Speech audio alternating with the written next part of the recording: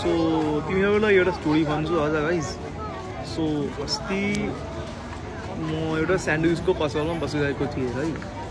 So त्यसपछि एकजना देसी धोती कट्टे आन्टीले आएर, आन्टी मतलब लेडी, ओके देसी कट्टे लेडी आएर भन्छ कि यता चाहिँ प्योर भेज अनियनलेस मोमो मिल्छ के। त्यसपछि त्यो स्यान्डविचको पसलमा जुन मान्छे थियो त्यसले भनेको सरी म्याडम त्यो मिल्दैन। त्यसपछि भनेको कि केही अर्को ठाउँमा गएर प्योर भेज फुच्का मिल्छ, जाउँ उता जाउनुहोस् अनि उता गएर मिल्छ। यही कुरा भन्छु कि मैले चाहिँ बुझ्न सक्दिनँ कि नेपालमा आएर प्योर भेज किन खोज्दैछ।